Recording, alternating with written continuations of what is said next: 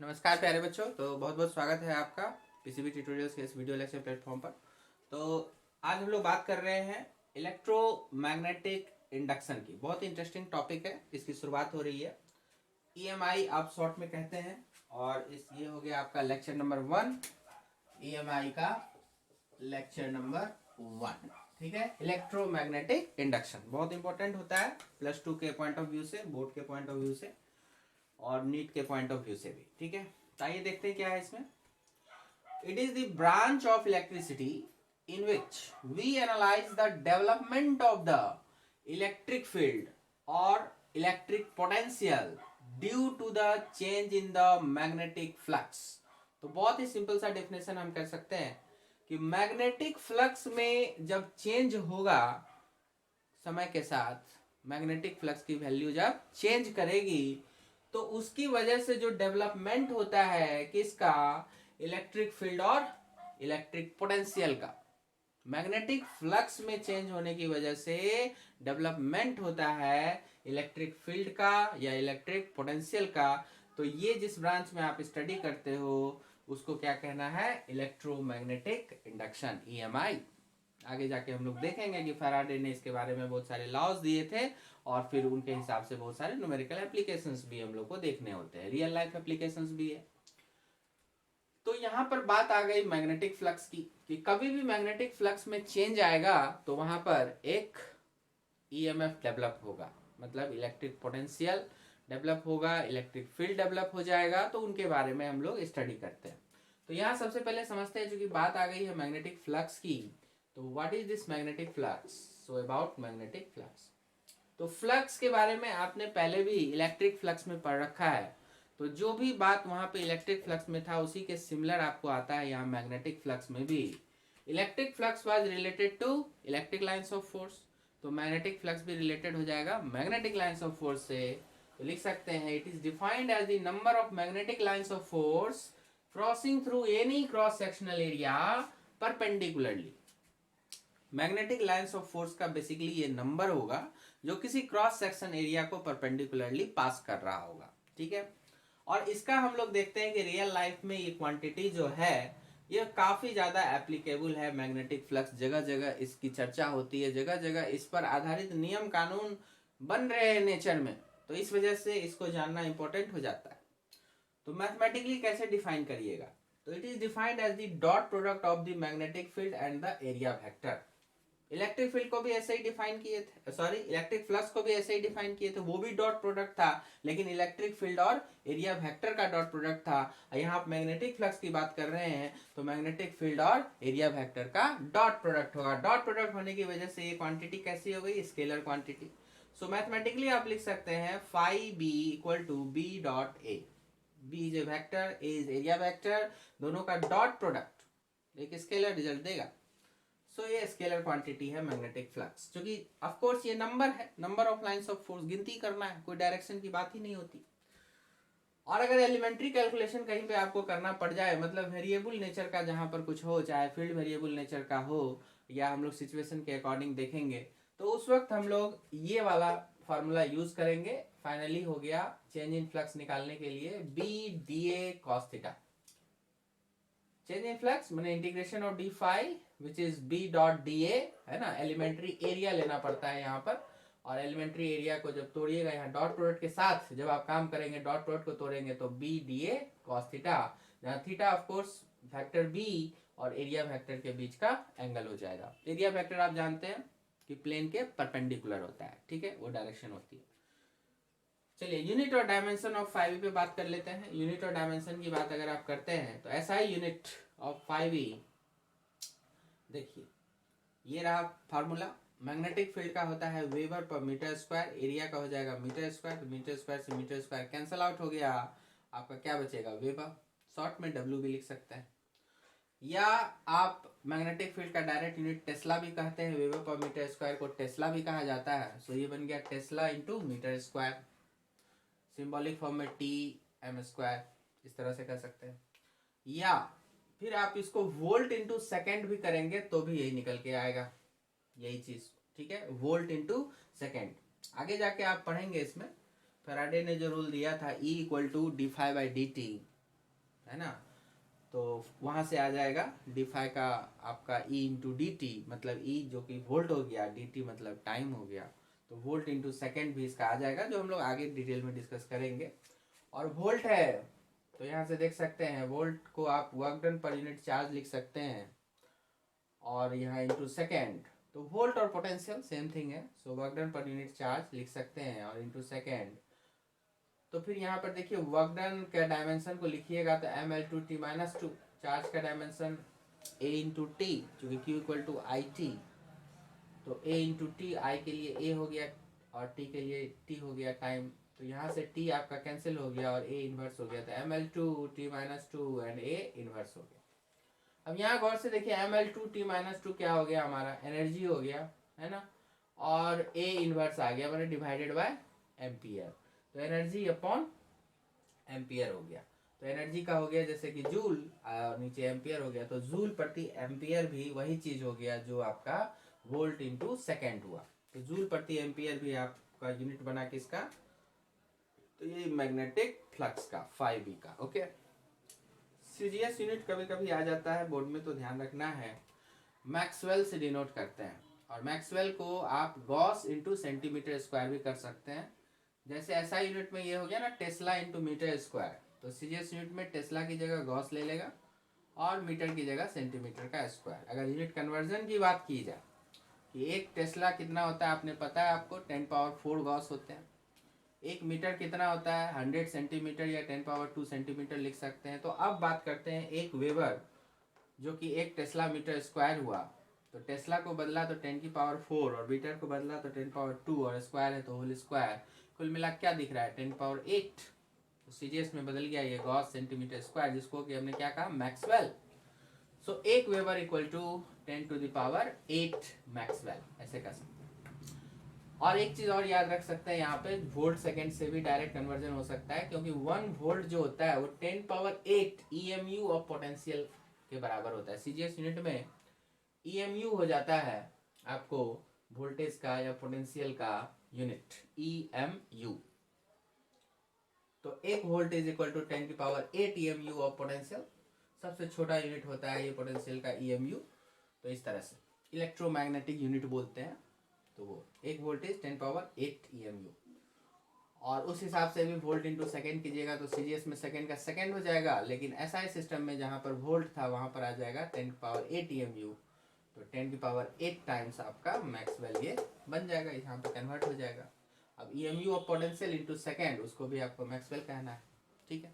तो इस तरह से कन्वर्जन फैक्टर है 1 WB इक्वल टू 10 की पावर 8 मैक्सवेल, ध्यान में रखना है।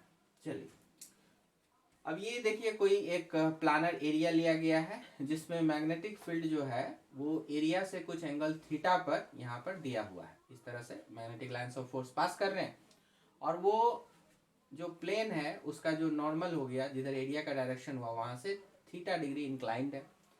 तो इस केस में जो हमारा मैग्नेटिक फ्लक्स बनेगा वो क्या बन जाएगा, मैग्नीट्यूड वाइज बी ए कॉस थीटा, यही लिख सकते हैं आप इसको। डायरेक्शन तो ऐसे भी होता नहीं है, लेकिन डॉट प्रोडक्ट को तोड़ दीजिए, डायरेक्ट मैग्नीट्यूड में आप लिख रहे हैं तो क्या लिख रहे हैं, बी ए कॉस थीटा। वैसे इसका मीनिंग भी क्या है, बी ए कॉस थीटा ही है, खैर तो सेम सेम मीनिंग है।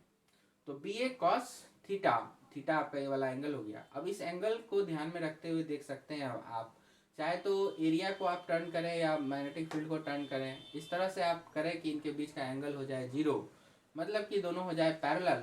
तो 5e की वैल्यू b इंटू ए, चूँकि cos 0 इज 1, तो वैल्यू आ गई मैक्सिमम, तो मैक्सिमम वैल्यू b इंटू ए। ओके, अगर 90 हो मतलब मैग्नेटिक फील्ड और एरिया वेक्टर का डायरेक्शन हो जाए 90 डिग्री, तो उस वक्त कोई भी फ्लक्स नहीं बनेगा, फाई हो जाएगा 0।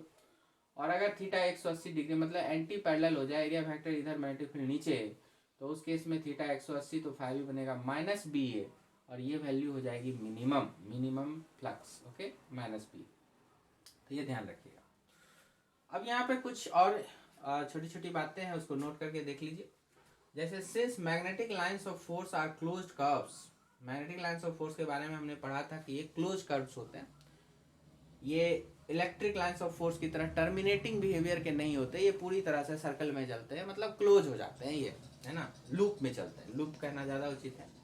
तो since magnetic lines of force are closed curves because monopole don't exist, क्योंकि मोनोपोल का एग्जिस्टेंस आज तक नहीं है। तो total magnetic flux linked with a close surface is always zero. कभी भी किसी क्लोज सरफेस की अगर हम बात करेंगे और इलेक्ट्रिक लाइन्स ऑफ फोर्स जो है पास कर रहा है, जैसे ये हमने क्लोज सरफेस ले लिया, कोई स्फेयर ले लिया जो बंद है चारों तरफ से, और उसको किसी मैग्नेटिक फील्ड में ले गए, मैग्नेटिक लाइन्स ऑफ फोर्स इस तरह से पास कर रहा है, इसमें ये एंट्री हो रही है और यहाँ से एग्जिट हो रहा है, तो कितना आएगा नेट फ्लक्स? तो नेट फ्लक्स हो जाएगा जीरो। इसका कारण क्या है? कारण ये है कि जितना लाइन्स ऑफ फोर्स एंट्री लेगा उतना ही लाइन्स ऑफ फोर्स एग्जिट होगा, बाहर भी आएगा। तो जो एंट्री लेगा जहां पे, तो यहाँ पर एरिया वेक्टर का डायरेक्शन हो जाएगा अपोजिट। यहाँ पर अगर आप देखिएगा जहां एंट्री ले रहा है तो वहां एरिया वेक्टर हो जाएगा इस तरफ, और मैग्नेटिक फील्ड आपका अंदर की तरफ है। आई होप कि आपको सही से दिखाई दे रहा हो। तो मैग्नेटिक फील्ड अंदर की तरफ जा रहा है, एरिया वेक्टर बाहर की तरफ आ रहा है, 180 डिग्री वाली बात हो रही है। सो निगेटिव फ्लक्स आपका यहाँ बनेगा। और जब ये मैग्नेटिक फील्ड यहाँ पे इधर बाहर आ रहा है और एरिया वेक्टर भी इधर बाहर से देखेंगे तो बाहर हो जाएगा। एरिया वेक्टर क्या होता है? जिधर से आप ऑब्जर्व करते हैं ना, उसी की साइड में आपका परपेंडिकुलर टू द प्लेन हो जाता है। तो इस साइड के लिए आपका एरिया वेक्टर उधर हो गया और मैग्नेटिक फील्ड भी उधर ही हो गया, मतलब दोनों पॉजिटिव आपको सेंस दे देगा। ठीक है, तो यहाँ पर कुछ भी आपका जो भी एंगल वेंगल वो सब जो भी बनने वाले हैं, उसमें फाई आपका निगेटिव हो जाएगा। ठीक है, 180 से लेकर के 90 के बीच का आपका एंगल इस साइड में बन जाएगा, और 90 से लेकर के 0 के बीच का एंगल आपको इस साइड में दिख जाएगा। तो फर्स्ट क्वाड्रेंट में आपका यहाँ पर कॉस इधर से पॉजिटिव देगा और सेकेंड क्वाड्रेंट में कॉस इधर से निगेटिव देगा। यहाँ हमने इस तरह से गोल सरफेस लिया है, इसीलिए ये बात कह रहा हूँ। नहीं तो आप चाहें तो रेक्टेंगल ले सकते थे, इस तरह से क्यूब ले सकते थे, तो उसका साफ साफ पता चलता है। अगर ये क्यूब हो जाता है हमारा क्लोज सरफेस, तब तो सीधा सीधा एरिया एंटी पैरेलल ऑलवेज 180 बनाएगा और उधर हमेशा 0 बनाएगा। लेकिन जब आप स्फेयर लीजिएगा तो यहाँ का एरिया हो गया, थोड़ा सा एंगल इस तरह से चढ़ेगा, तो 9, तो यहाँ पर देखिए 180 से लेकर के 90 तक आपका बना सकता है। इधर भी जाएंगे तो 180 से लेके 90 तक, और इधर जाएंगे तो 0 से लेके 90 तक। तो इधर के लिए फर्स्ट क्वाड्रेंट में cos थीटा आएगा, इधर के लिए सेकंड क्वाड्रेंट में cos थीटा आएगा। सेकंड क्वाड्रेंट में cos theta negative, phi is negative. तो जितना इधर निगेटिव आएगा उतना उधर पॉजिटिव हो जाएगा स्फीयर के केस। और अगर आपने लिया है कोई क्यूब या क्यूबॉइड, तो फिर इधर से एंट्री हुआ है ओवरऑल, सभी के सभी निगेटिव, उधर से आएंगे तो सभी के सभी पॉजिटिव। तो बहुत ही सिंपल सी चीज है। तो मेनली बात बस इतना ध्यान रखना है कि लाइन्स ऑफ फोर्स अगर इनसाइड द सरफेस जा रहा है तो निगेटिव लेना है, आउटसाइड द सरफेस आ रहा है तो पॉजिटिव लेना है। और जितना घुसेगा उतना ही तो निकलेगा। तो जितना निगेटिव फ्लक्स उतना है पॉजिटिव फ्लक्स। तो ओवरऑल जो नेट फ्लक्स आपको आएगा linked through this surface, close surface, वो क्या जवाब देना है? 0। तो if the magnetic lines of force emerges out from the surface, it is taken as positive, जैसा इस साइड हुआ। and if the magnetic lines of forces going inside the surface, जैसा इस साइड हुआ, it is taken with negative sign। तो negative, simple सी बात है, वो फॉर्मूले की वजह से ही यहाँ पे आता है, थीटा की वैल्यू की वजह से। ठीक है, 0 से 90 की ओर जाएगा तो पॉजिटिव रहेगा जो इस पार्ट में होगा, और 90 से 180 के बीच रहेगा जो इस पार्ट में हो रहा है तो नेगेटिव हो जाएगा। ठीक है, तो सिंपल सी बात है। तो फ्लक्स के बारे में ये नॉर्मल सा डिस्कशन था। और आइए फ्लक्स से रिलेटेड एक सवाल भी देख लीजिए। आइए बच्चों, तो मैग्नेटिक फ्लक्स के कैलकुलेशन से रिलेटेड हमारा एक छोटा सा क्वेश्चन यहाँ पर देखिए। Number 1, a uniform magnetic field exist in the space, B की वैल्यू दिया हुआ इस तरह से वेक्टर फॉर्म में दे दिया, b1i plus b2j minus b3k कुछ दे दिया। Find the magnetic flux through an area s, किसी एरिया s के थ्रू मैग्नेटिक फ्लक्स कैलकुलेट करना है। और क्या बता रहा है? If the area s is in yz plane. तो देखो बच्चों, अगर yz प्लेन में है तो एरिया का डायरेक्शन जो होगा वो x एक्सिस में जाएगा। अब क्लियर कट तो कुछ बोला नहीं, तो मान लीजिए हम अपनी सिंप्लिसिटी के लिए पॉजिटिव x में रख लीजिए एरिया का डायरेक्शन। आप निगेटिव x में भी रखेंगे तो कोई फर्क नहीं पड़ेगा, मतलब कि आपका वो आंसर भी करेक्ट ही माना जाएगा। लेकिन नहीं कुछ कहा तो पॉजिटिव वे में लेकर के सोचिए, ठीक रहता है। तो yz प्लेन में होगा तो एरिया का डायरेक्शन आपका पॉजिटिव x में ले लीजिए। उसी तरह से xy होता तो पॉजिटिव z में ले लेते, और अगर zx होता या xz होता तो फिर पॉजिटिव y में ले लेते, है ना, इस तरह से। तो yz प्लेन बोला है, इसका मतलब एरिया का डायरेक्शन पॉजिटिव एक्स में ले लेना है हमको। तो गिवन हो गया ना, दोनों चीजें तो गिवन हो गई। बी हो गया b1i b2j minus b3k already vector form में, और s वेक्टर जो होगा वो हमारा s उसका हो गया मैग्नीट्यूड, और yz प्लेन में है इसलिए हम लोग i कैप ले लिया। अब माइनस आई भी लेंगे तो हम उसे करेक्ट आंसर ही मानेंगे, ठीक है। तो आप यहाँ पे लिख सकते हैं s माइनस आई के साथ भी ये लेंगे चाहे ये लेंगे, ठीक है। तो ज़्यादातर आपको जो ऑप्शन मैच करना होगा, जब अगर ऑप्शन देगा तो ज़्यादातर पॉजिटिव सोच के ही करना होता है, ओके। चलिए, तो 5b का फॉर्मूला हमारा क्या हो जाता है, b डॉट एस। तो b हमारा हो गया b1i plus b2j minus b3k, और डॉट लगा देना है si, ठीक है। तो मोस्ट सुटेबल जो होगा वही उठाइए si। तो यहाँ पर क्या हो जाएगा b1s, और i डॉट i जो हो जाएगा 1 हो जाएगा, और फिर आप जानते हैं कि j dot i is 0 and k dot i is also 0, तो उधर का कोई कैलकुलेशन बनेगा ही नहीं, सीधा सीधा आंसर हो गया b1 टाइम्स s, ओके। तो इस तरह से सॉल्व हो गया। कांस्टेंट नेचर का था मैग्नेटिक फील्ड, तो आराम से b डॉट एस का फॉर्मूला लगाएंगे, सॉल्व करेंगे।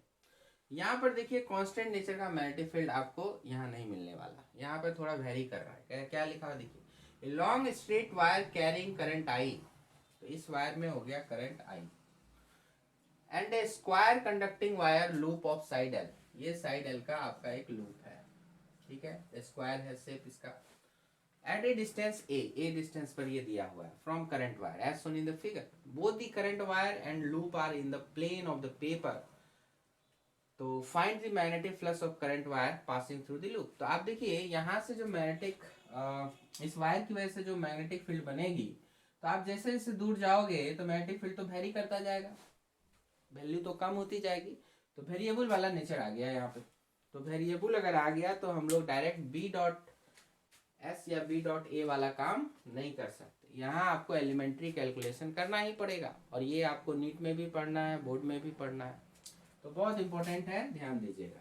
तो यहाँ एलिमेंट्री कैलकुलेशन कैसे करना है, x डिस्टेंस पर dx एलिमेंट्री सेक्शन हमको लेना पड़ेगा, x पर dx एलिमेंट्री सेक्शन हम लोग लेंगे, और ये जो शेडेड एरिया हुआ, जो एलिमेंट्री सेक्शन हुआ, वहां पर के लिए सबसे पहले कैलकुलेट करेंगे एलिमेंट्री मैग्नेटिक फ्लक्स, ठीक है, मतलब डी फाई। तो डी फाई बी कहना है तो कह दो, इसे कैलकुलेट करेंगे। तो क्या होगा इसका भाई, तो उस जगह पर जो भी मैग्नेटिक फील्ड की वैल्यू आएगी बी एक्स, और आपका जो एलिमेंट्री एरिया बनेगा डी ए, और कॉस आप लिखेंगे कॉस एंगल के रूप में। तो एंगल यहाँ पर क्या लिया जाएगा, तो यहाँ पर आप देख सकते हैं कि ये वाला है इस तरफ, तो क्रॉस फील्ड आएगा ओवरऑल, मतलब इस तरह से जाएगा, और एरिया वेक्टर जो होगा वो बाहर की तरफ आएगा। तो आप लिखने को लिख सकते हैं 180, ठीक, मतलब minus B X into D A, चूंकि कॉस 180 इज -1। खैर, तो यहाँ पर आप इस तरह से समझ सकते हैं इसको। वही अगर करंट अगर हमारा ये डाउनवर्ड होता तो डॉट फील्ड हो जाता, तो फिर दोनों एरिया वेक्टर और फील्ड वेक्टर मैच करते डॉट फील्ड में, तो जीरो पुट करते, पॉजिटिव आता, डजंट मैटर।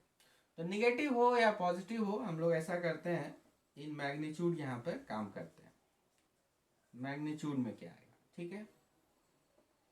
तो मैग्नीट्यूड वाइज ही ज़्यादातर आपसे रहता है, पूछता है, तो उसको ध्यान दें। तो ये क्या लिखना है magnitude wise, B X into D A, okay. B X की वैल्यू क्या होगी, तो यहाँ से यहाँ पर जो इसकी वजह से होगा वो हमने पढ़ा है, mu naught by 4 pi 2i upon distance. तो डिस्टेंस क्या था, x लिया आपने, mu naught by 4 pi 2i by r, यही पढ़ा था आपने। Infinite current carrying straight wire होता है, तो उसकी वजह से किसी r डिस्टेंस पर मैग्नेटिक फील्ड की value mu naught by 4 pi 2i upon r, तो r की जगह x है, x रख दिया।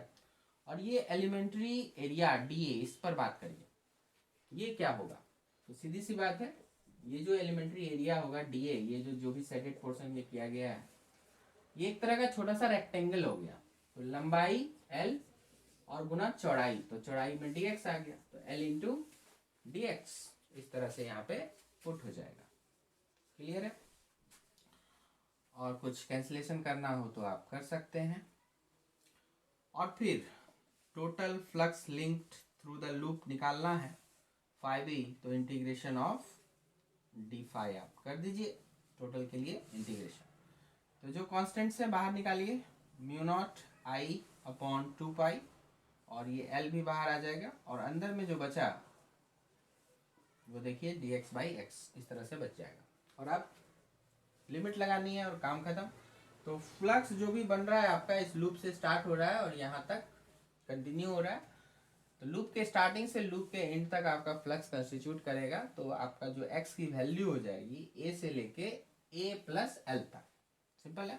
एक्स की वैल्यू हमने यहाँ से नोटिस किया था, तो स्टार्टिंग है यहाँ से ए से और एंड कहाँ तक, तो यहाँ तक, तो ए से ए प्लस एल तक। तो इसकी लिमिट जो बैठेगी ए से ए प्लस एल तक। तो इसको जरा अच्छे से साफ साफ बनाते हैं।